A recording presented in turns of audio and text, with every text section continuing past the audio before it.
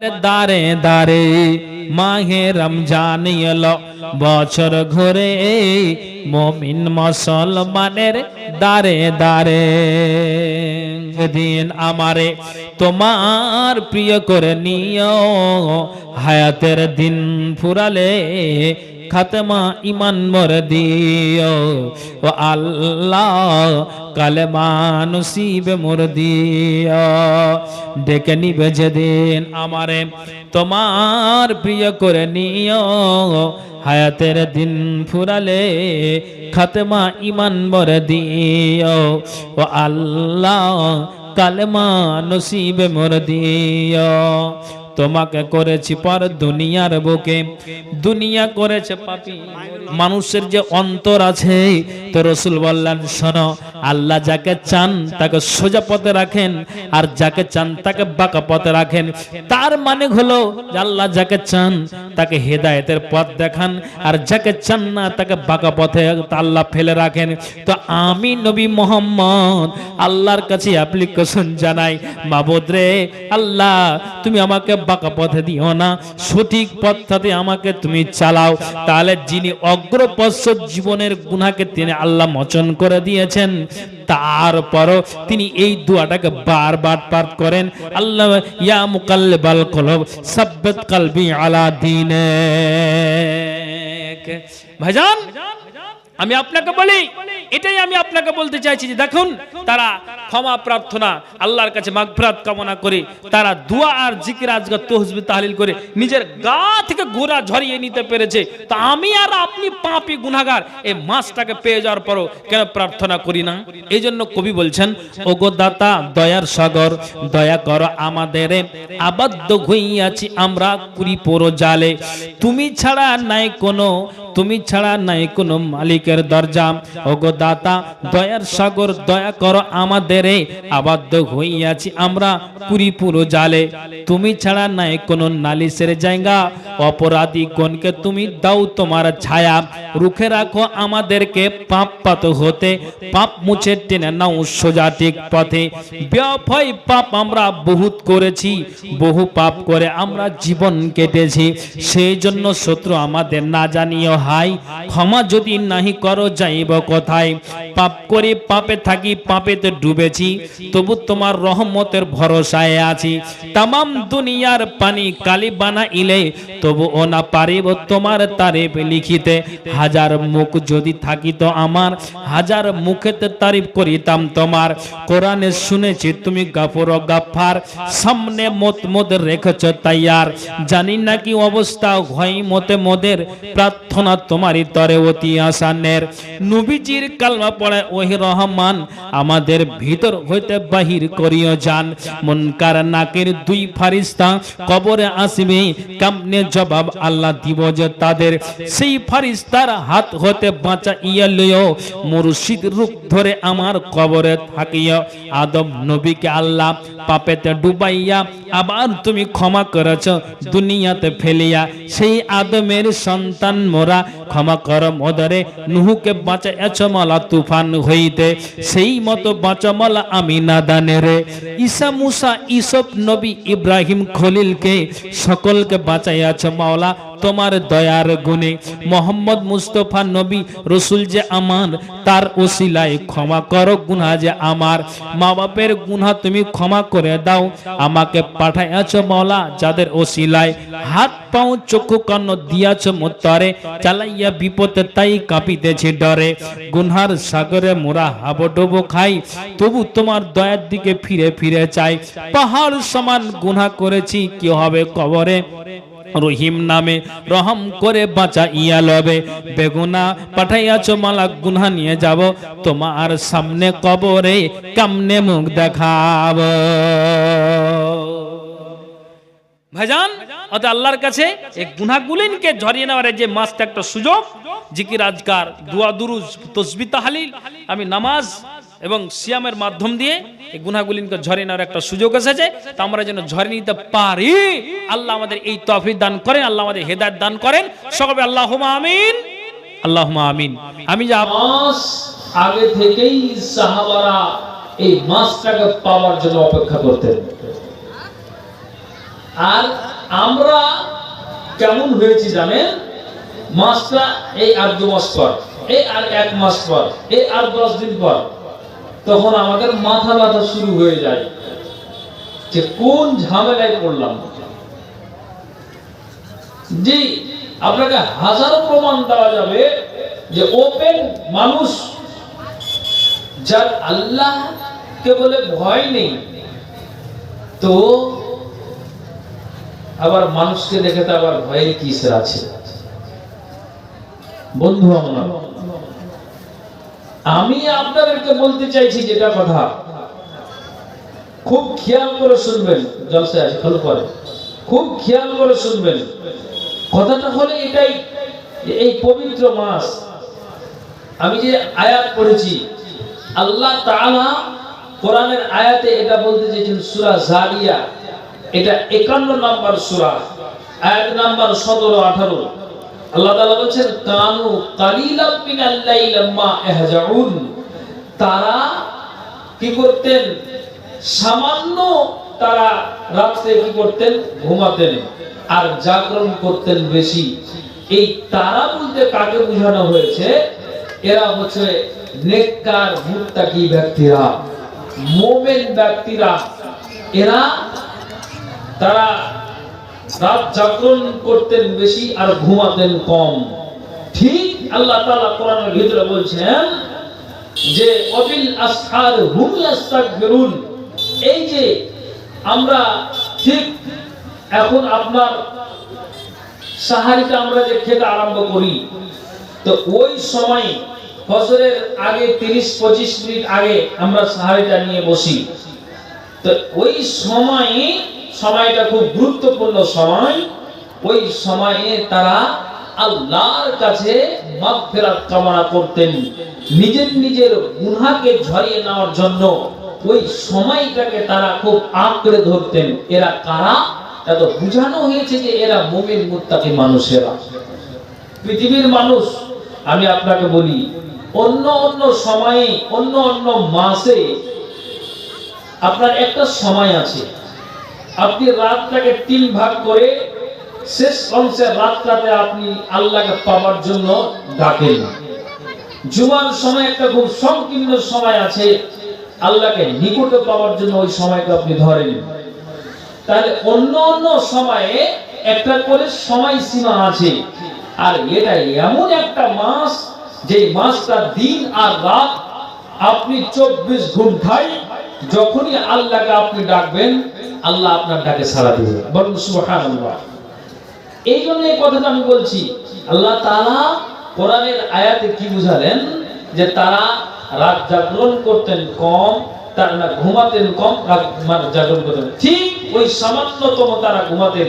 আর যখন ঠিক সাহারির সময়টা আসলো, তখন নিজের পাপকে মোচন করার জন্য তারা আল্লাহর কাছে অ্যাপ্লিকেশন জানাতেন, হাত দুটোকে প্রসার করে দিয়ে আল্লাহর কাছে কাকুতি বিনতি করতেন।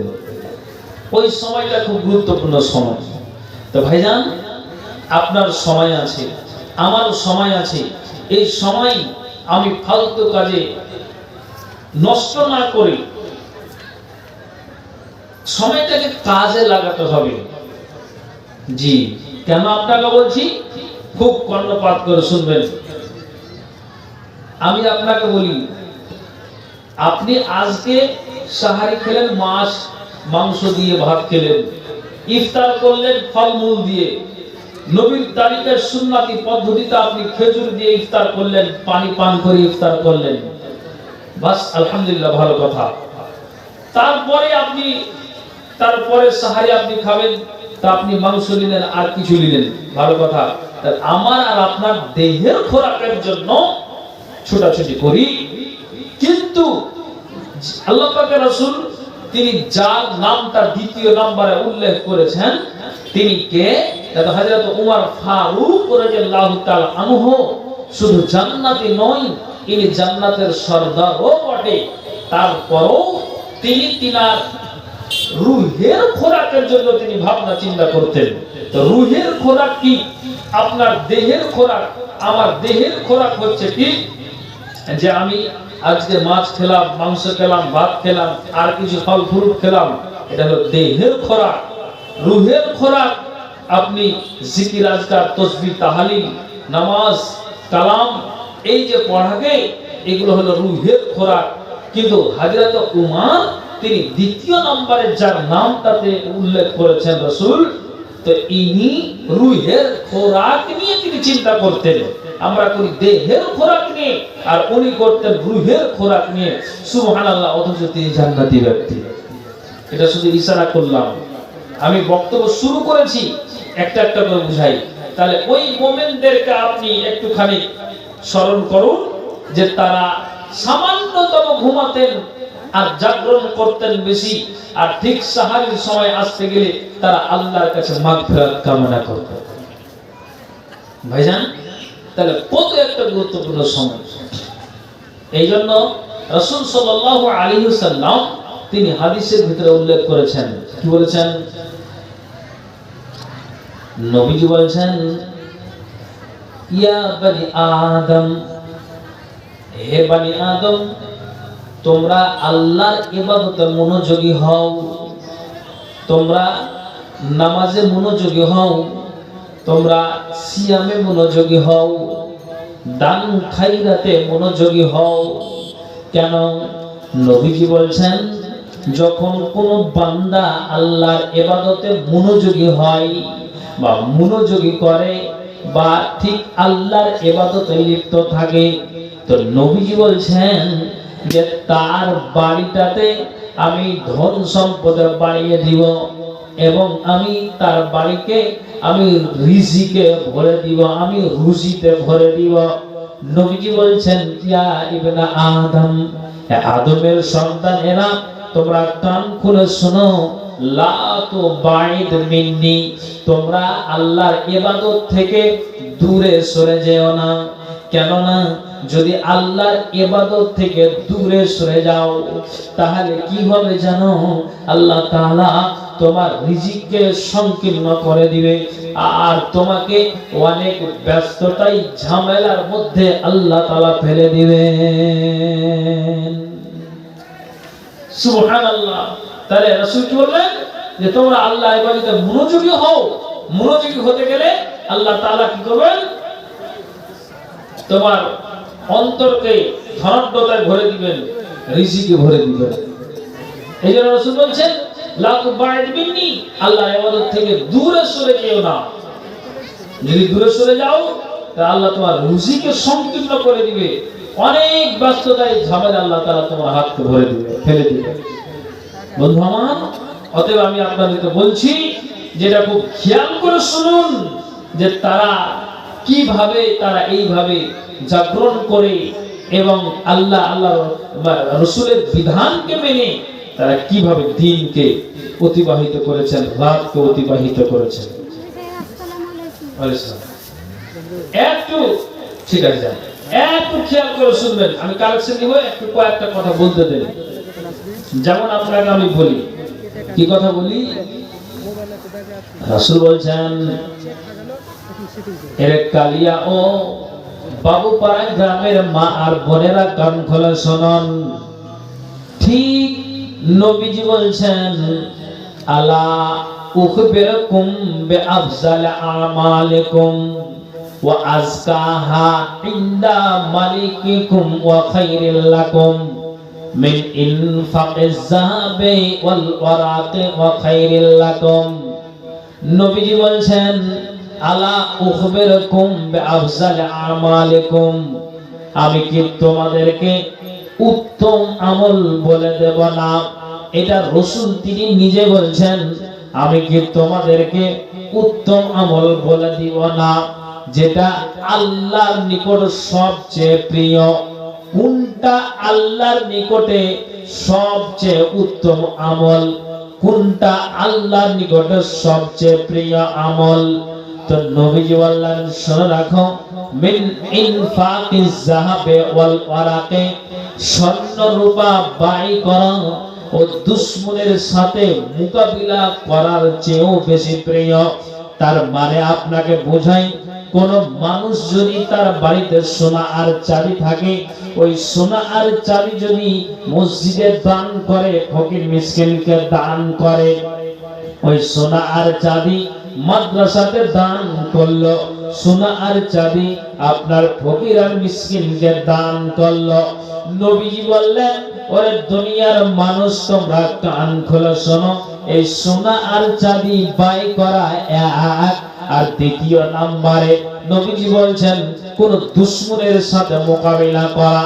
দুশমন বলতে কোন অমুসলিম ভাইরা কোরআনকে ভাঙার জন্য, আপনার মাদ্রাসাকে উড়িয়ে দেওয়ার জন্য, মসজিদকে উড়িয়ে দেওয়ার জন্য তারা এক বিশাল ষড়যন্ত্র করেছে। এখন আপনাকে আমি বোঝাই তো ঠিক রাসূল বলছেন যে সোনা আর রূপা বাই করো এবং দুশমনের সাথে মোকাবিলা করার চেয়ে আপনার ওই আমলটা উত্তম। কোনটা আমল? নবীজি বলছেন যে মিন আনতালকু আতুওয়াকুম ফাতাজরিবু আনাকাকুম ওয়াজরিবু আনাকাহুম। নবীজি বলছেন যেই লড়াইয়ে, যেই মোকাবিলায় তোমরা তাদের গর্দান উড়িয়ে থাকো এবং তারাও তোমাদের গর্দানকে কেটে থাকে, তাহলে কত বড় একটা কঠিন। তো রাসূল বলছেন ওরে দুনিয়ার মানুষরা তোমরা কান খুলে শোনো, আল্লাহ পাক রাসূল বলছেন যে দুশমনের সাথে মোকাবিলা করা আর স্বর্ণ রূপা বাই করার চেয়েও যে আমলটা উত্তম। সাহাবীরা বললেন কালু বালা ইয়া রাসূলুল্লাহ, আল্লাহ পাক রাসূল অবশ্যই আপনি বলেন। নবীজি আমার বললেন কালা যিকরুল্লাহ, তোমরা বসে বসে আল্লাহর জিকির আজকার তাসবিহ তাহলিল তোমরা পাঠ করো। দুশমনের সাথে মোকাবিলা করা আর স্বর্ণ রূপা বাই করার চেয়েও জিকির আজকার করাটা আপনার উত্তম আমল। বলেন সুবহানাল্লাহ। আমি কি আপনাদের বুঝাতে পেরেছি? একটু ধ্যান না বলেন তো, কথা কি আমার বুঝতে পেরেছেন আপনারা? একটু ধ্যান না করেন। আমি বুঝাতে চাইছি যে কত আল্লাহর কাছে এই আমলটা প্রিয়, যে কোন মানুষ যদি স্বর্ণরূপা বাই করেছে, দুশমনের সাথে মোকাবিলা করেছে, তো তার চাইতো উত্তম আমল, প্রিয় আমল আল্লাহর কাছে কোনটা? তো কোন মানুষ যদি বাড়িতে বসে বসে, মসজিদে বসে বসে জিকির আজকার করে, সুবহানাল্লাহ, আলহামদুলিল্লাহ, আস্তাগফিরুল্লাহ, লা ইলাহা ইল্লাল্লাহ, বিভিন্ন প্রকারের দোয়াগুলি আছে, আপনার জিকির আজকার আছে। নবীজি বললেন যদি ওই আল্লাহর বান্দা বসে বসে এই জিকির আজকার তাসবিহ তাহলিল যদি পাঠ করে, তাহলে এটা সবচেয়ে আল্লাহর কাছে প্রিয় আমল। আল্লাহ তাআলা কোরআনের ভিতরে এই আয়াতে জানালেন যে তারা কি করতেন, কানো কালিলাম মিনাল লাইলি মা ইয়াহজানুন ওয়া বিল আসহারি হুম ইস্তাগফিরুন, তারা আপনার ঠিক সামান্যতম তারা ঘুমাতেন আর জাগরণ করতেন বেশি। আল্লাহ কোরআনে বললেন ঠিক ওই সাহারির সময় তারা নিজের পাপকে বলে আল্লাহর কাছে তারা অ্যাপ্লিকেশন জানাতেন, মাবুদ রে আমরা অমুক সময় অমুক বয়সে অমুক টাইমে এই অন্যায় কাজটা হয়েছে। তারা নিজেরা হাতটাকে প্রসার করে দিয়ে আল্লাহর কাছে তারা অ্যাপ্লিকেশন জানাতেন। জি, এক ব্যক্তি, এক বৃদ্ধ সাহাবা আল্লাহ পাকের রাসূল নবী মুহাম্মদুর রাসূলুল্লাহ সাল্লাল্লাহু আলাইহি ওয়াসাল্লাম নবীজির কাছে আসলেন। তো ওই ব্যক্তিটা ওই সাহাবা রাসূলকে বলছেন আল্লাহ পাকের রাসূল, আমি বয়সের ঘরে রুদ্ধ হয়ে গিয়েছি, আমি বয়স্ক হয়ে গিয়েছি, তা আপনি আমাকে এমন একটা আমলের কথা বলে দিন যে ওই আমলটা করে আমি যেন ওই আমলটাকে আঁকড়ে ধরে থাকতে পারি, আমি খুব শক্ত করে ওই আমলটাকে ধরে রাখতে পারি।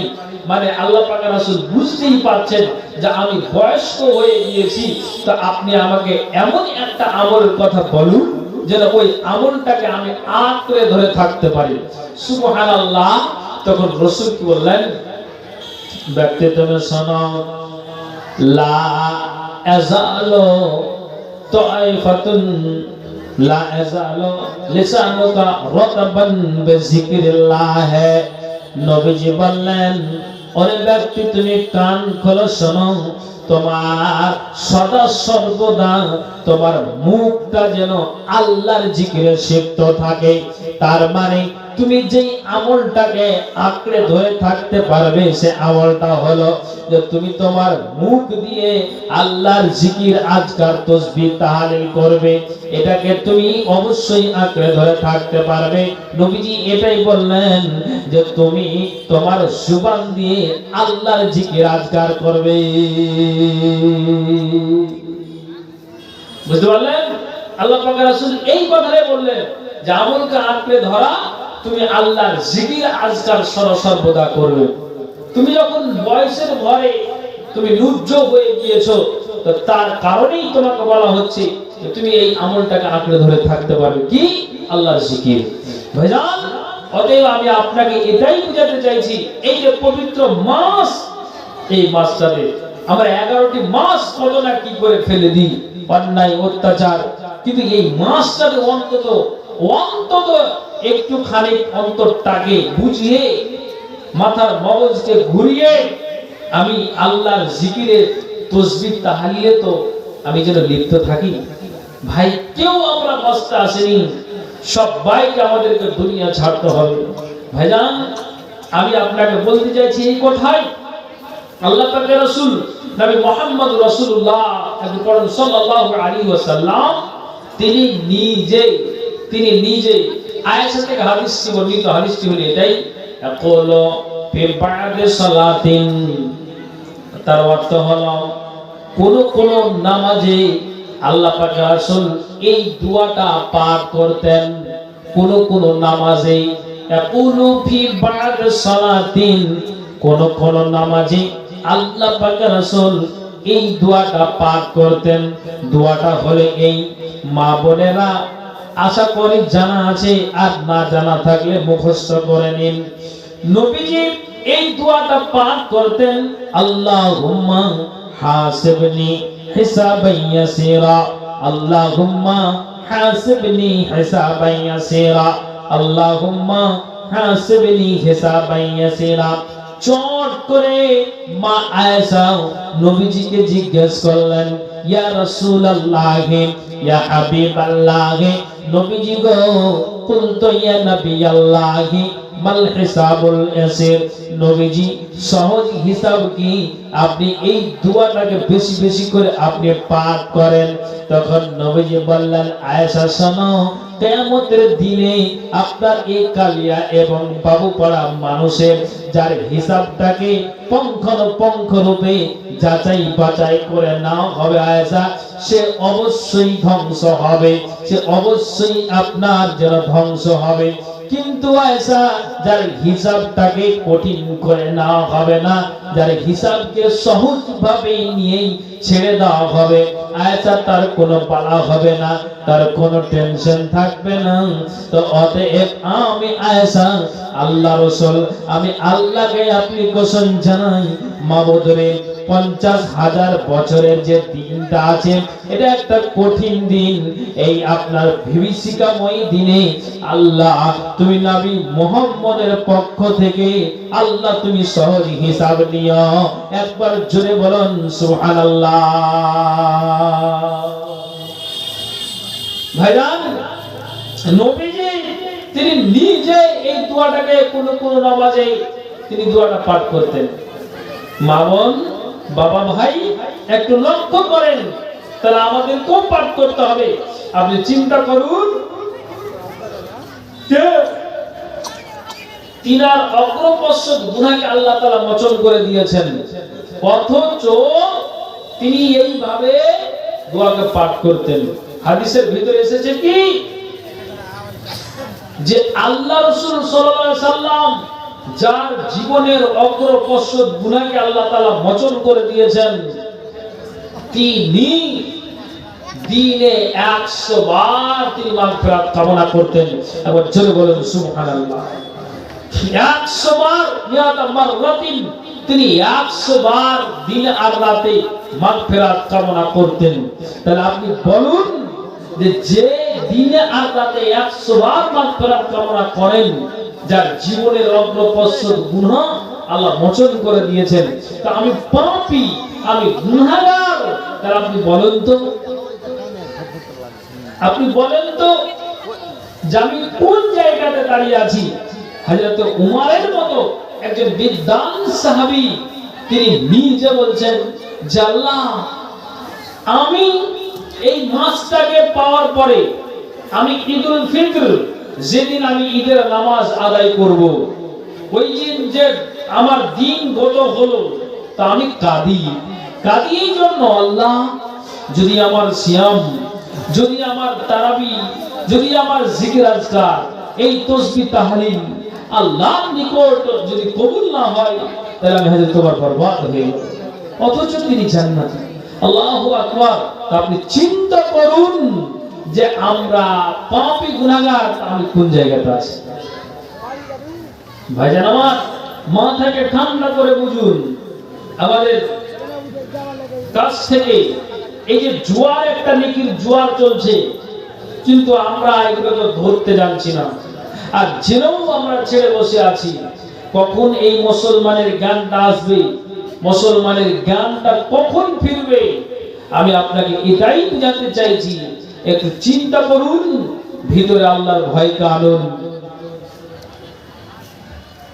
নইলে আমরা কিন্তু বরবাদ হয়ে যাব। ভাইজান, এই জন্য এই মাসটাতে যত পারেন আপনি জিকির আজকারের মাধ্যম দিয়ে, আপনি তাসবিহ তাহলিলের মাধ্যম দিয়ে, নফল সালাতের মাধ্যম দিয়ে আপনি কাটান। এই জন্য আপনাকে বলছি, আল্লাহ পাকের রাসূল স্পষ্ট হাদিসের ভিতরে একটা উল্লেখ করেছেন, বলেছেন মা মিন আবদিন মুসলিমিন ফি কুল্লি ইয়াউমিন ওয়া লাইলাতিন ইসনা আসারা রাকাতান তাতুওয়া ফারিজাতিন বা কানাত লাহু বাইতান ফিল জান্নাহ। নবীজি বললেন, ওরে দুনিয়ার মানুষেরা, আল্লাহ পাক রাসূল বলছেন, মুসলমান আল্লাহর বান্দারা যারা দিনে আর রাতে যারা ইসনা আশারা রাকাতান, তার মানে যারা দিনে আর রাতে 12 রাকাত সুন্নাতকে আদায় করবে, নবীজি বললেন বুনিয়ালাহু বাইতাল ফিল জান্নাহ, আল্লাহ তাআলা ওই ব্যক্তির জন্য জান্নাতে একখানা ঘর নির্মাণ করে দিবেন। তার মানে কি বুঝতে পারলেন?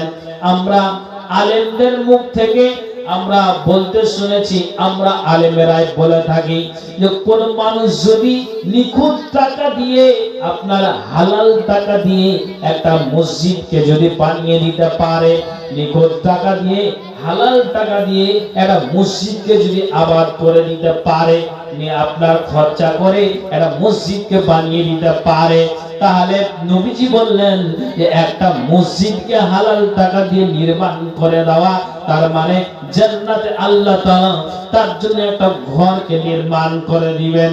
এখন আমি আপনাকে বলি, কিন্তু নবীজি বলছেন, ওরে মা আর বোন আর বাবা ভাইরা, কালিয়া ও বাবু পাড়ার মা বোনেরা, একটু কান খুলে শুনবেন। নবীজি বললেন, যারা দিনে আর রাতে 12 রাকাত সুন্নাতকে আদায় করবে। কত রাকাত বললাম?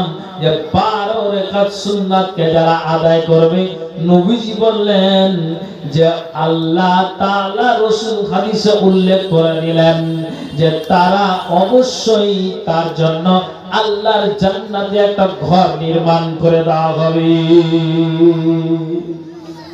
কত রাকাত? যদি 12 রাকাত সুন্নাতকে যদি আমি আদায় করে দিই, তার মানে যে আপনাকে আমি বলছি 12 রাকাত সুন্নাতকে আদায় করবেন আপনি কিভাবে? মা বোন খুব খেয়াল করে শুনবেন।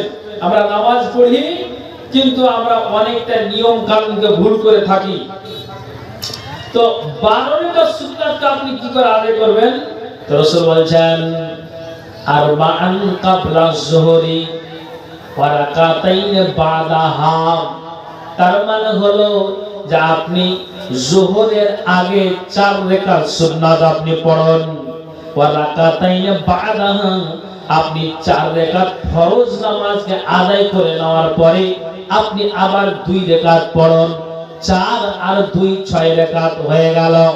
তারপরে নবীজি বলছেন ওয়া রাকাতাইন বাদাল মাগরিব, মাগরিবের পরে অর্থাৎ আপনি ফরজ নামাজ আদায় করে নেওয়ার পরে আপনি 2 রাকাত সুন্নাতে মুআক্কাদা আদায় করুন। 6 আর 2 8 হয়ে গেল। তারপরে আবার নবীজি বললেন ওয়া রাকাতাইন বাদাল ইশা, আবার ইশা নামাজ পড়ে নেওয়ার পরে আপনি 2 রাকাতকে আদায় করুন। তাহলে 8 আর 2 10 হয়ে গেল।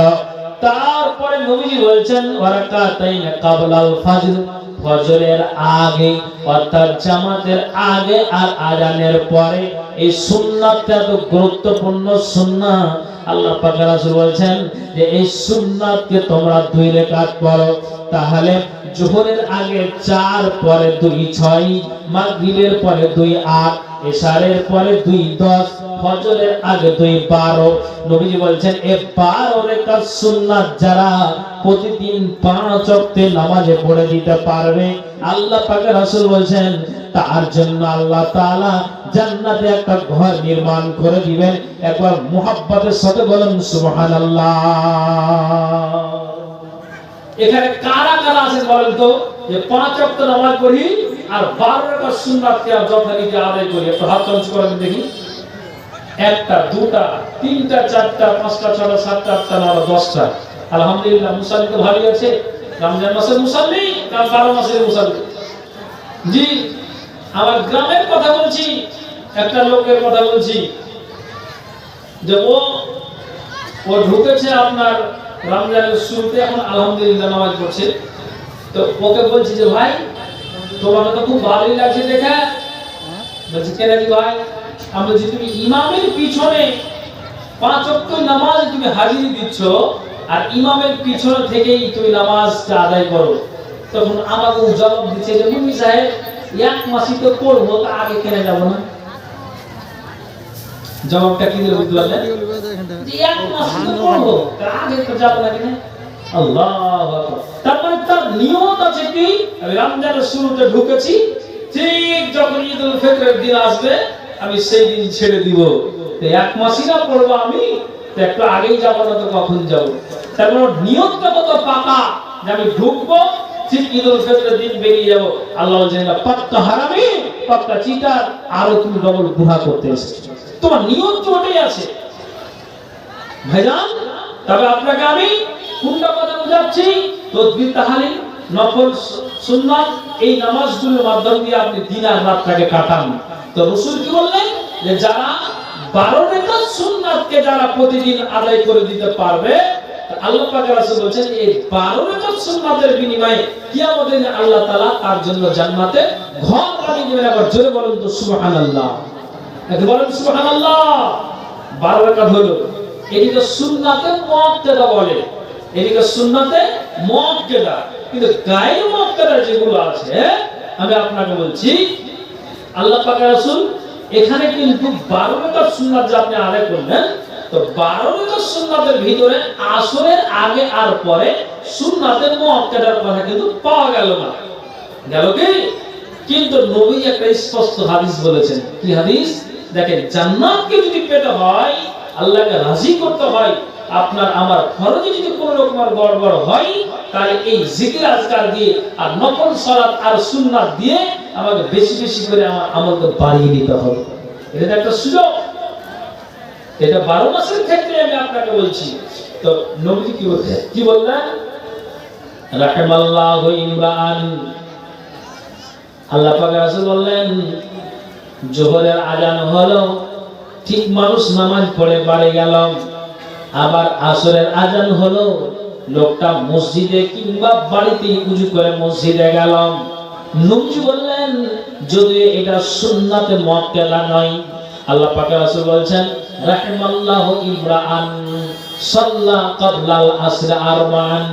আল্লাহ পাক রাসূল বলেন যে ব্যক্তি প্রতিদিন আসরের জামাতের আগে, মা বোন কান খুলে শুনবেন, রাসূল বললেন প্রতিদিন যারা আসরের জামাতের আগে চার রাকাত সুন্নাতকে পড়বে, এটা সুন্নাতে মুআক্কাদা নয়। কিন্তু যদি আপনি পড়েন তো আপনার লাভটা কি? পড়লে আপনার নেকি, না পড়লে গুনাহ নাই। তো লাভটা হলো কি আপনার?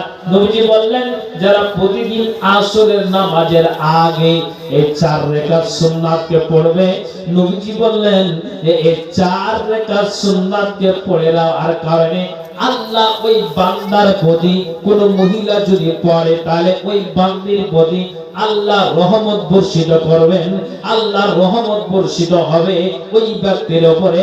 একবার বলুন তো সুবহানাল্লাহ। যদি আমি প্রতিদিন চার রাকাত সুন্নাত আদায় করি, এটা আসরের নামাজের আগে, এটা সুন্নাতে গায়ের মুআক্কাদা পড়লে আল্লাহ তাআলা আমার প্রতি রহমত বর্ষিত করবেন। একবার বলুন সুবহানাল্লাহ। আপনাকে কাজের কথা বলছি ভাই, ফালতু কথা বলি না। আরেকটা আপনাকে বলছি, নবীজি কি বললেন? নবীজি কি বললেন? কোন আল্লাহর বান্দা যদি কি করে, আপনার জোহরের আগে 4, আবার জোহরের পরে 4, কত হলো? এগুলো আপনাকে বাড়তি সুন্নাতের কথা বলি, আপনাকে 12 রাকাত সুন্নাতের কথা বলে দেওয়া হয়েছে। কিন্তু নবীজি বললেন কোন আল্লাহর বান্দা আর বান্দি যদি আপনার জোহরের জামাতের আগে 4 রাকাত পড়লো আর আবার জোহরের পরে 4 রাকাতকে পড়লো, নবীজি স্পষ্ট হাদিসে বললেন হারামাল্লাহু আলান নার, ওই ব্যক্তির উপরে জাহান্নামের আগুন হারাম হয়ে যায়। যে ব্যক্তি প্রতিদিন আপনার জোহরের আগে আর পরে 4 রাকাত সুন্নাতকে পড়ে দেয়। আল্লাহু আকবার। এতগুলো সুযোগ আমরা ছেড়ে দিল। আপনি যদি প্রতিদিন জোহরের আগে 4 পরে 4 রাকাত পড়লেন, তা আল্লাহ পাকের রাসূল বলেন কি যে আল্লাহ তাআলা রাসূল বলেন হারামাল্লাহু আলান নার, ওর জন্য জাহান্নামের আগুন হারাম। বলেন সুবহানাল্লাহ। তাহলে হলো এগুলো বাড়তি সুন্নাতকে আপনাকে বলছি। আবার আপনাকে বলছি ভালো করে শুনুন, খুব খেয়াল করে মা বোন আর বাবা ভাই খুব খেয়াল করে শুনবেন। এখন যদি রমজান মাসটাতে আমি খাওয়া দাওয়া কখন করি?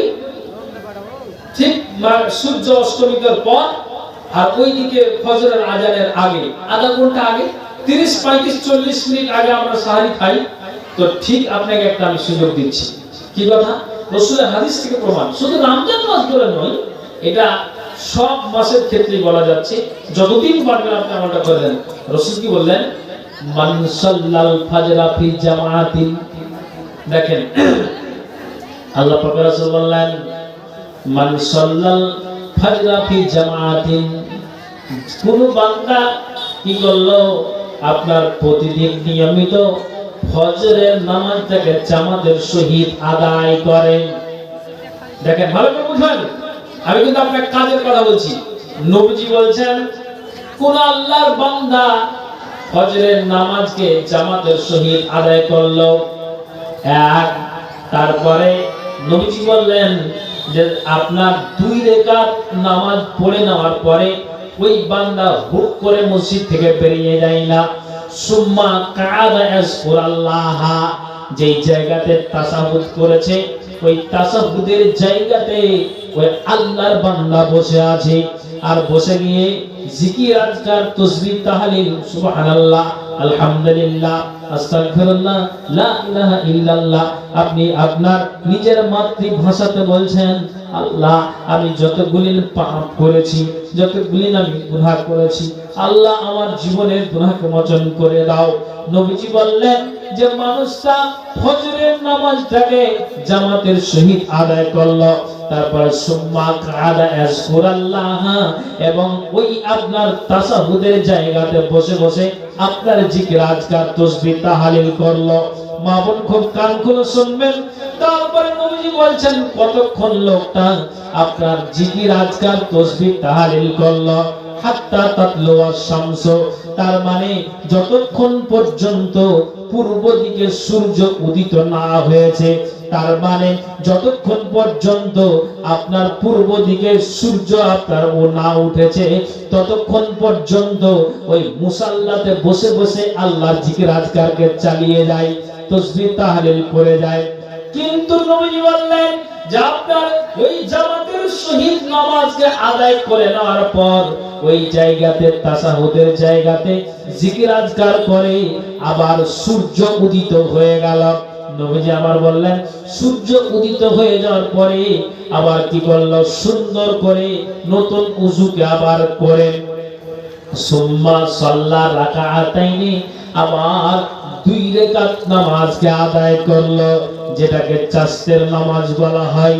নবীজি বললেন যে এই সূর্য উঠে যাওয়ার পর ওই তাশাহুদে যে আপনি অতক্ষণ পর্যন্ত বসে আছেন, আল্লাহ পাকের রাসূল বললেন যে আপনার ওই লোকটা সুন্দর করে আবার ওই 2 রাকাত নামাজ পড়ে মসজিদ থেকে বেরিয়ে গেল। নবীজি বললেন যে লোকটা কি নিয়ে বেরিয়ে গেল রে, লোকটা কি নিয়ে বেরিয়ে গেল? তো নবীজি বলেন কানাত লাহু হজ্জ উমরাতিন তাম্মাতিন তাম্মাতিন তাম্মাতিন। আল্লাহ পাক রাসূল বললেন যে যে লোকটা ফজরের নামাজকে জামাতের সহিত পড়লো, জিকির আজকার করে সূর্য উঠিয়ে দিল, আবার সূর্য উঠিয়ে দেওয়ার পরে সুম্মা সাল্লা রাকাতাইনি, 2 রাকাত নামাজ পড়ে বেরিয়ে গেল, 2 রাকাত নামাজ পড়ে বেরিয়ে গেল। আল্লাহ পাক রাসূল বলেন লোকটা কতটা নেকি নিয়ে বেরিয়ে গেল, কানাত লাহু কাহজ্জ উমরাতিন তাম্মাতিন তাম্মাতিন তাম্মাতিন।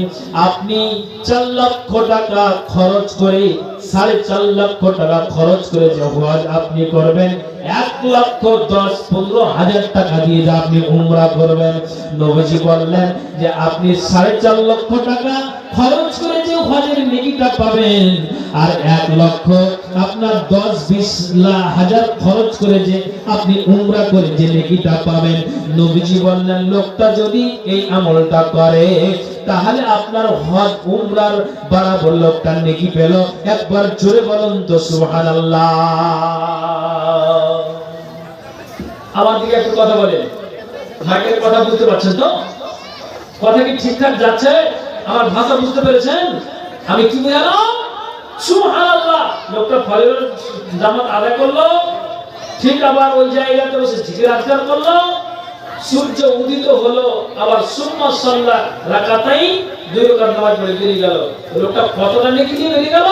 একটা মানুষ হজ আর উমরা করে যে নেকিটা পায়, মক্কা আর মদিনা গিয়ে লোকটা মসজিদ থেকে বেরোলো, হজ আর উমরা পরিমাণ নেকি পেল। এবার জোরে বলুন সুবহানাল্লাহ।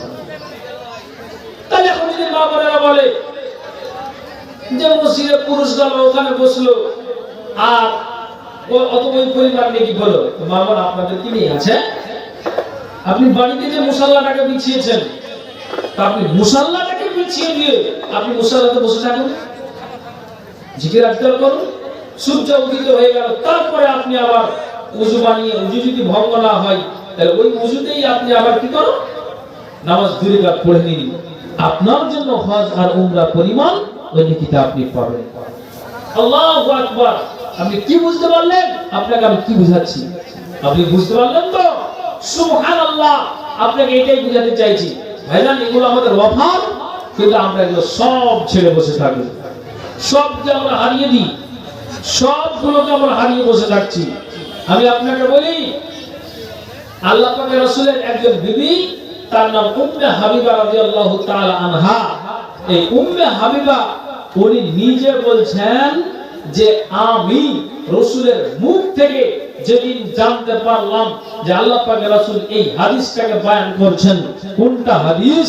যে 12 রাকাত সুন্নাতকে পড়ে নেওয়ার পরে আল্লাহ তাআলা ওই ব্যক্তির জন্য জান্নাতে ঘর একটা বানিয়ে দেন। তখন উম্মে হাবিবা তিনি নিজে বলছেন, মা তারাকতুহুন্না মুনজু সামি'তুহুন্না বির রাসূলিল্লাহি সাল্লাল্লাহু আলাইহি ওয়াসাল্লাম।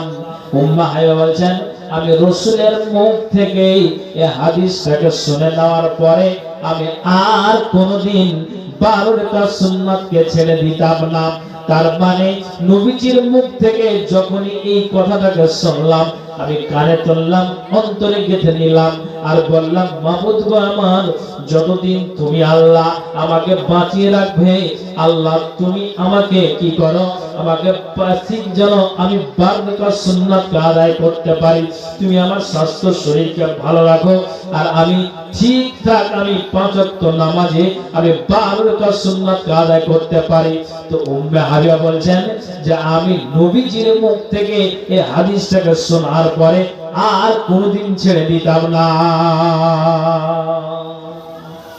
তাহলে আপনি জানতে পারলেন বা আপনি এর আগে যোগ্য বিজ্ঞ আলেমদের মুখ থেকে আপনি শুনেছেন, তো শুনে থাকলেও আপনি যদি ভুলে গিয়ে থাকেন, এখন তো আবার স্মরণে আসলো যে হ্যাঁ পুরাতন কথা 5 বছর আগে শুনেছিলাম, তো স্মরণে ছিল না, তো এখন আবার নতুন করে এই কথাটাকে পাচ্ছি।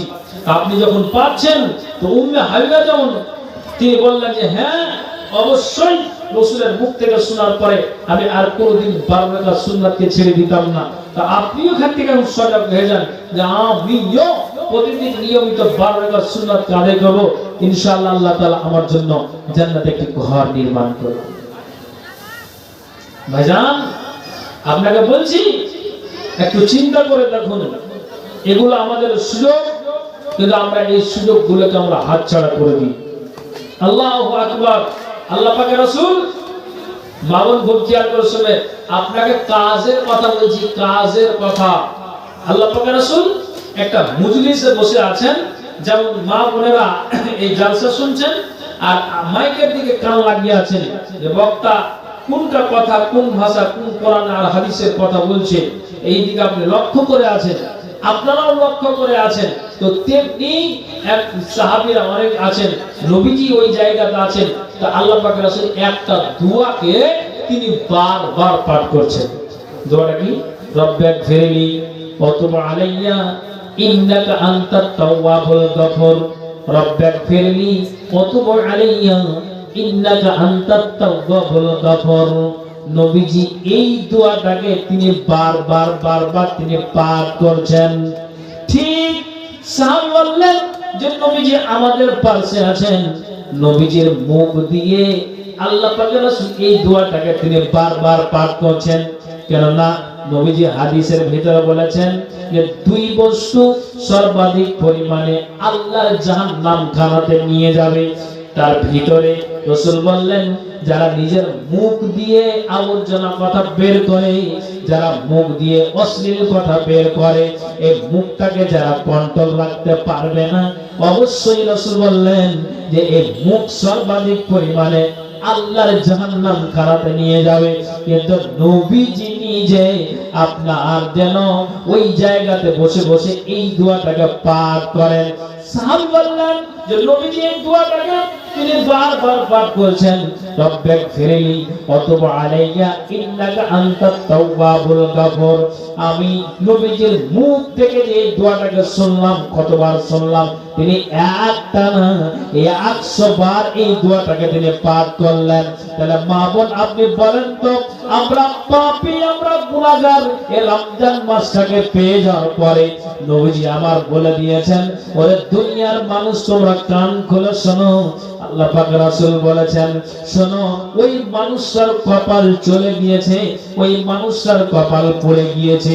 কোনটা মানুষের কপাল চলে গিয়েছে, কোনটা মানুষের কপাল পড়ে গিয়েছে? রাসূল বললেন, যারা এই পবিত্র মাসটাকে পেয়ে যাওয়ার পরে নিজের গুনাহকে ঝরিয়ে নিতে পারল না, আল্লাহ পাক রাসূল বললেন ওই লোকটার কপাল পড়ে গিয়েছে। আপনি কি বুঝতে পারলেন? আপনি বলুন যে আল্লাহ পাকের রাসূল তিনি ওই মজলিসে বসে এই দোয়াটা পাঠ করলেন। হযরতে আবু বকর সিদ্দিক রাদিয়াল্লাহু তাআলা আনহুকে নবীজি একটা দোয়া শিখিয়ে দিয়েছেন, মানে একটা দোয়া তিনি বলেছেন যে এই দোয়াটা তুমি পাঠ করবে। আমরা এই দোয়াটা যারা 5 ওয়াক্ত নামাজ পড়ি, অবশ্যই আমরা এই দোয়াটাকে জানি, বা আমরা দোয়াটা মক্তবের মুল্লিদের কাছে গিয়ে শিখেছি, বা আমরা হয়তো মোবাইলের মাধ্যম দিয়ে আমরা কোরআনকে ডাউনলোড করে আমরা হয়তো শুনে শুনে মুখস্থ করে দিয়েছি। আর এই দোয়া আমরা 5 ওয়াক্ত নামাজ যারা পড়ি, এই দোয়া আমরা অবশ্যই আমরা পাঠ করি। তো ঠিক হযরত আবু বকর সিদ্দিক রাদিয়াল্লাহু তাআলা আনহু উনি বলছেন তিনি জান্নাতি সাহাবী, তারপর উনি বলছেন রাসূল আমাকে এই দোয়াটা শিখিয়ে দিয়েছেন, তখন আমি নামাজের মধ্যে পড়ি আর নামাজের বাইরেও পড়ি, যখন আমার স্মরণে আসে যে রাসূল আমাকে এই দোয়া শিখিয়ে দিয়েছেন তখন আমি এই দোয়াটাকে পাঠ করি।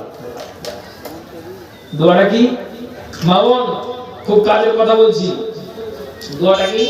রাসূল বললেন যে আমি আবু বকরকে আমি এই দোয়াটা শিখালাম।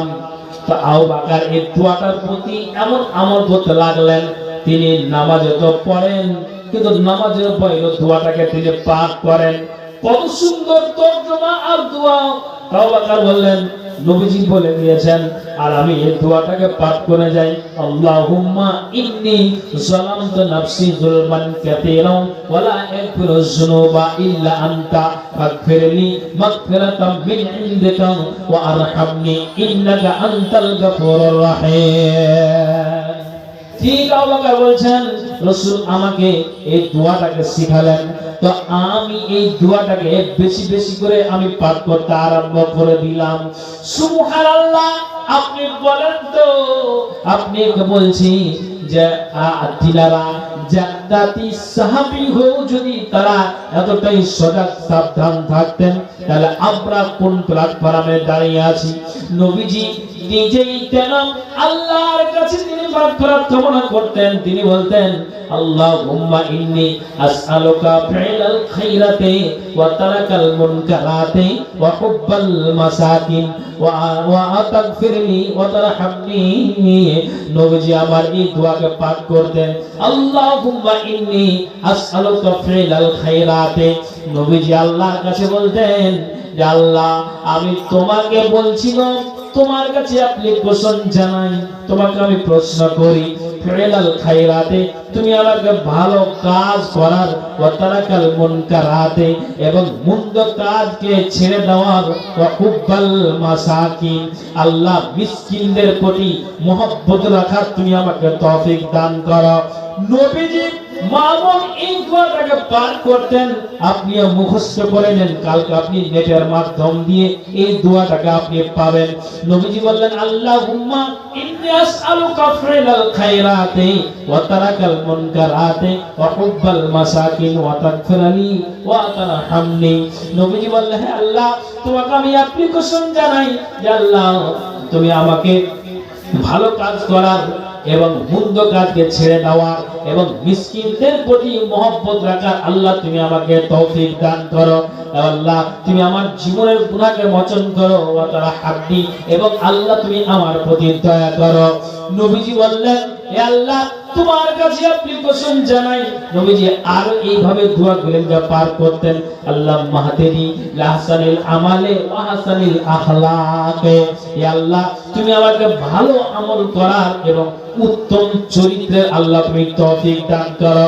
কারণ নবীজি বলে দিয়েছেন পৃথিবীর মাটিতে যার আমলটা ভালো হবে আর যার ব্যবহারটা ভালো হবে, আল্লাহ পাকের রাসূল বললেন যে যার আমল ভালো আর যার ব্যবহারটা ভালো এই উত্তম ব্যবহারে আল্লাহর জান্নাতে নিয়ে যাবে। নবীজি নিজে আল্লাহর কাছে দোয়া করতেন আল্লাহ মাহদিনি লি আহসানিল আমালে ওয়া আহসানিল আখলাকে। আল্লাহ তুমি আমাকে ভালো আমল করার এবং আমাকে উত্তম আল্লাহ চরিত্রে তুমি তৌফিক দান করো। আল্লাহ আমার দ্বারা দিয়ে যেন খারাপ আমল না হয়, আল্লাহ চরিত্রটা চরিত্রহীন যেন না হয়। নবীজি এই দোয়াগুলিকে পাঠ করতেন। আরেকটা দোয়া, তারপর আমি ঠিক একটা মেন উদ্দেশ্য দিকে যাব, আমি কয়েকটা কথা বলে দিই। মামুন খুব খেয়াল করছেন, আওয়াজ করিয়েন না। আল্লাহ পাকের রাসূল একটা দোয়াকে তিনি পাঠ করতেন। দোয়াটা কি? কতটি কথা বললাম? আপনাদের স্মরণ আছে কিনা? কালকে মোবাইল থেকে ডাউনলোড করে শিখে নেবেন। কি কথা? আপনারা শিখে রাখছেন নফল সালাত আর এই দোয়া দুরুদ, এই কথাটি আমি শুরু থেকে বলছি যে কথাটা আমার শুরুটা ছিল কি যে তারা রাতে ঘুমাতেন কম, জাগরণ করতেন বেশি, আর ঠিক সাহারের সময় আল্লাহর কাছে মাগফিরাত কামনা করতেন। আমি ঘুরিয়ে পেঁচিয়ে এই কথাটা বলছি যে তাহলে আমাদেরকেও নফল সালাতের মাধ্যম দিয়ে, আমাদের জিকির আজকারের মাধ্যম দিয়ে, দোয়া দুরুদের মাধ্যম দিয়ে দিন আর রাত কাটাতে হবে। ওরা জান্নাতি হয়েও যদি এইভাবে সজাগ থাকেন, আমি আর আপনি পাপী গুনাহগার, আমি কেন পিছিয়ে? তা আমি আপনাকে বলি, আল্লাহ পাকের রাসূল একটা দোয়াকে তিনি পাঠ করছেন। দোয়াটাকে শিখলেন? দোয়াটা কি? এবামন আওয়াজ করলেন না, এদিকে খেয়াল করেন। দোয়াটা কি পাঠ করছেন? ইয়া মুকাল্লিবাল কুলুব সাব্বিত কলবি আলা দীনিক, ইয়া মুকাল্লিবাল কুলুব সাব্বিত কলবি আলা দীনিক, ইয়া মুকাল্লিবাল কুলুব সাব্বিত কলবি আলা দীনিক। মাবুদ মুখস্থ করলেন। নবীজির বিবি উম্মে সালমা তিনি বলছেন, ইয়া রাসূলুল্লাহ, হ্যাঁ আপনি এই দোয়াটাকে কেন বারবার পাঠ করেন, কারণটা কি? তখন নবীজি বললেন, উম্মে সালমা, ও তুমি কান খুলে শোনো যে আমি এই দোয়াটা কেন পাঠ করি। মিন উসবাইহি মিন আসামিল্লাহ, আল্লাহর এই দুইটা আঙ্গুল আছে, আল্লাহর এই দুই আঙ্গুলে মানুষের অন্তর খাড়া আছে। দুই মানুষের যে অন্তর আছে, তো রাসূল বললেন, শোনো, আল্লাহ যাকে চান তাকে সোজা পথে রাখেন, আর যাকে চান তাকে বাঁকা পথে রাখেন। তার মানে হলো যে আল্লাহ যাকে চান তাকে হেদায়েতের পথ দেখান, আর যাকে চান না তাকে বাঁকা পথে আল্লাহ ফেলে রাখেন। তো আমি নবী মুহাম্মদ আল্লাহর কাছে অ্যাপ্লিকেশন জানাই, মাবুদ রে আল্লাহ, তুমি আমাকে বাঁকা পথে দিও না, সঠিক পথটাতে আমাকে তুমি চালাও। তাহলে যিনি অগ্রপশ্চাৎ জীবনের গুনাহকে তিনি আল্লাহ মোচন করে দিয়েছেন, তারপরও তিনি এই দোয়াটাকে বারবার পাঠ করেন, আল্লাহ ইয়া মুকাল্লিবাল কুলুব সাব্বিত কলবি আলা দীনিক। ভাইজান, আমি আপনাকে বলি, এটাই আমি আপনাকে বলতে চাইছি যে দেখুন, তারা ক্ষমা প্রার্থনা আল্লাহর কাছে মাগফিরাত কামনা করে তারা দোয়া আর জিকির আজকার তাসবিহ তাহলিল করে নিজের গা থেকে গোরা ঝরিয়ে নিতে পেরেছে। তা আমি আর আপনি পাপী গুনাহগার এই মাসটাকে পেয়ে যাওয়ার পরও কেন প্রার্থনা করি না? এই জন্য কবি বলছেন, ওগো দাতা দয়ার সাগর, দয়া করো আমাদের, আবদ্ধ হইয়াছি আমরা কুরিপুর জালে, তুমি ছাড়া নাই কোনো মালিকের দরজা। ওগো দাতা দয়ার সাগর, দয়া করো আমাদের, আবদ্ধ হইয়াছি আমরা কুরিপুর জালে, তুমি ছাড়া নাই কোনো নালিশের জায়গা, অপরাধী গণকে তুমি দাও তোমার ছায়া, রুখে রাখো আমাদেরকে পাপ পাত হতে, পাপ মুছে টেনে নাও সোজা ঠিক পথে। বেফাই পাপ আমরা বহুত করেছি, বহু পাপ করে আমরা জীবন কেটেছি, সেই জন্য শত্রু আমাদের না জানিও হাই, ক্ষমা যদি নাহি করো যাইব কোথায়। পাপ করে পাপে থাকি, পাপেতে ডুবেছি, তবু তোমার রহমতের ভরসায় আছি। তামাম দুনিয়ার পানি কালি বানাইলে তবু ও না পারিব তোমার তারিফ লিখিতে। হাজার মুখ যদি থাকিত আমার, হাজার মুখেতে তারিফ করিতাম তোমার। কোরআনে শুনেছি তুমি গাফুর ও গাফফার, সামনে মত রেখেছ তাইয়ার। জানি না কি অবস্থা হয় মতে মোদের, প্রার্থনা তোমারই তরে অতি আসানের। নবীজির কালমা পড়ে ওহি রহমান, আমাদের ভিতর হইতে বাহির করিও যান। মুনকার নাকির দুই ফারিস্তা কবরে আসবে, কামনে জবাব আল্লাহ দিব যে তাদের। সেই ফারিস্তার হাত হতে বাঁচাইয়া লইও, মুর্শিদ রূপ ধরে আমার কবরে থাকিও। আদম নবীকে আল্লাহ পাপেতে ডুবাইয়া আবার তুমি ক্ষমা করেছ দুনিয়াতে ফেলিয়া।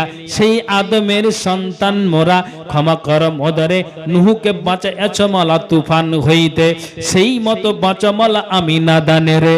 ঈসা মুসা ইসব নবী ইব্রাহিম খলিলকে সকলকে বাঁচাইয়াছ মাওলা তোমার দয়ার গুণে। মোহাম্মদ মুস্তফা নবী রসুল যে আমার, তার ওসিলায় ক্ষমা করো গুনাহ যে আমার। মা বাপের গুনাহ তুমি ক্ষমা করে দাও, আমাকে পাঠাইয়াছ মাওলা যাদের ওসিলায়। হাত পাও চক্ষু কান্ন দিয়াছ মোত্তরে, চালাইয়া বিপদে তাই কাঁপিতেছি ডরে। গুনহার সাগরে মোরা হাবুডুবু খাই, তবু তোমার দয়ার দিকে ফিরে ফিরে চাই। পাহাড় সমান গুনাহ করেছি, কি হবে কবরে? রহিম নামে রহম করে বাঁচা ইয়া লবে। বেগুনা পাঠাইয়াছ মালা, গুনাহ নিয়ে যাব তোমার সামনে কবরে, কামনে মুখ দেখাব। ভাইজান, অর্থাৎ আল্লাহর কাছে এই গুনাহগুলিনকে ঝরিয়ে নেওয়ার যে মাসটা একটা সুযোগ। জিকির আজকার, দুয়া দুরুজ, তাসবিহ তাহলিল, আমি নামাজ এবং সিয়ামের মাধ্যম দিয়ে এই গুনাহগুলিনকে ঝরিয়ে নেওয়ার একটা সুযোগ এসেছে। তা আমরা যেন ঝরিয়ে নিতে পারি, আল্লাহ আমাদের এই তৌফিক দান করেন, আল্লাহ আমাদের হেদায়েত দান করেন। সকলে আল্লাহুম্মা আমিন। আল্লাহুম্মা আমিন। আমি যে আপনাকে এই সোয়া ঘন্টা ধরে যে আলোচনা করছি, তা আপনাকে এই জিকির আজকার নফল সালাত সুন্নাত আর তসবিহ তাহলিল দোয়া দুরুদ এই কথাগুলি আপনাকে বললাম। বিশেষ করে এই বায়ানটা ধরলাম যে রমজান মাসের জন্য। ভাইজান, তো সুবর্ণ সুযোগ আমাদের এসেছে, এটাকে যেন হাত ছাড়া না করি। বন্ধু আমার, আমাদেরকে বাঁচতে হবে আখিরাতে। আমার সকলকেই আমাদেরকে এই আখিরাত পাড়ি দিতে হবে। কেউ আমরা বাঁচতে আসিনি, তবে আমাদেরকে গুনাহ থেকে বাঁচতে হবে। আর একটা সুযোগ যখন আমরা পেয়েছি, সুযোগ যেন হাত ছাড়া না হয়। ভাইজান, আমি আপনাকে বলি, আপনি নিজের নামটাকে সংশোধন করার জন্য আপনি ব্লকের রাত 12টায় ছুটছেন, আপনি লাইন লাগিয়ে দাঁড়িয়ে আছেন, আপনার কষ্ট হলো, আপনি কিছু মনে করেন না। কিসের জন্য? যাতে আমাকে ভবিষ্যতে ডিটেনশন ক্যাম্পে যেতে না হয়, তার জন্য। তাহলে 60 বছর বাঁচবেন, তার ভ্যালিডিটি আপনি তৈরি করে নিচ্ছেন। কিন্তু যেই জায়গাতে আমাকে আর আপনাকে অনন্তকাল থাকতে হবে, তার জন্য তো আধার কার্ডটা ঠিক আছে, তার জন্য তো আমার আর আপনার ডকুমেন্টটা ঠিক আছে। যদি ঠিক আছে তো আলহামদুলিল্লাহ, আর না ঠিক আছে তো ইন্নালিল্লাহ, কোনো কাজে আসবে না। এটা মাথায় রাখুন বন্ধু আমার। আমি আর লম্বা করতে যাচ্ছি না, আরো 2খানা বক্তা মনে হয় আছে। তো আমাদের সুপরিচিত মালদার উনিও আছেন, আমি আর আগে বাড়বো না। বক্তব্য শুরু করার আগেই মা বোনেরা 500-200 করে দানগুলো দিয়েছিলেন, আর আপনারাও দিবেন বলে এইরকম আপনার ধ্যান ধারণা নিয়ে বসে আছেন। মা বোন আপনারাও যে সামনে আছেন, তো এই দানগুলো দিবেন বলে, তা আমি অন্য কিছু কথা আর না বলে, সাইড কিছু কথা না বুঝিয়ে আমি সরাসরি আপনাকে এই কথাই বলছি যে ভাইজান, গুনাহকে ঝরাতে হবে। দানের মাধ্যম দিয়েও গুনাহ ঝরা যায়, এটা একটা মাধ্যম। অতএব আমি আপনাদেরকে বলছি, যারা আপনারা সামনে আছেন, মা বোন যারা সামনে আছেন, বাবা ভাই সামনে আছেন, সকলকেই আমি বলছি, এটা পবিত্র মাস, যা আপনি কাজ করেন সবকিছু ডবল, যা আপনি কাজ করেন সবকিছু ডবল, সবকিছু ডবল। অন্য অন্য মাসে ফারিস্তার দ্বারা দিয়ে নিকিকে লেখা হয়, কিন্তু আল্লাহ তাআলা এই মাসটাতে নিজেই তিনি কলম ধরে লিখেন। বলেন সুবহানাল্লাহ। তো ভাইজান, অতএব আপনাকে কতটি কথা বললাম আমি, যে শুধু কাজের কথাই বলেছি, আপনাকে আমি ফালতু কথা শুনাইনি। অতএব মা বোন বাবা ভাই যারা আছেন, আমি আপনাদেরকে বলবো যে পবিত্র মাস 1000, 2000, 5000, 200, 500 করে আপনাদের যত যার শক্তি, আসুন তো 10-15টা কলম। আমি আপনাদেরকে সরাসরি কথাটা বলছি, অন্য কিছু কথা আর না বলে, আর না বাড়িয়ে, একটু আল্লাহর ওয়াস্তে, যেহেতু 10 মিনিট আগেই আমাকে বলেছে যে মাওলানা একটু কালেকশনের দিকে যান, তো আমি কথাটাকে আপনাদের সামনে তুলে ধরলাম। একজন 200 টাকা দান দিয়েছে, আল্লাহ এই দানকে তুমি সাদরে গ্রহণ করো। মা বোন, আমি আপনাদেরকে বলছি, আল্লাহর ওয়াস্তে 500, 1000, 2000 আপনারাও আছেন যে 5000, 2000, 1000 দেনেওয়ালা কে আছেন যে আল্লাহর ওয়াস্তে এই মসজিদের জন্য একটু দান হাতটাকে বাড়িয়ে দিবেন। একজন 200 টাকা দান দিয়েছে, আল্লাহ এই দানকে সাদরে গ্রহণ করো। বলেন জাহির বাবু পাড়া নাকি নগদ 1000 টাকা, জমশেদের বাড়িওয়ালি 2000 টাকা, আচ্ছা বাবুপাড়া, আজাদ আলী 1000, বাবুপাড়া সোহেল আক্তার 500 টাকা কালিয়া, আচ্ছা সোহেল আক্তার 500 টাকা কালিয়া, আক্তারুলের স্ত্রী 2000 টাকা, আক্তারুলের স্ত্রী 2000 টাকা, বাবুপাড়া। বাবা ও শাশুড়ির নামে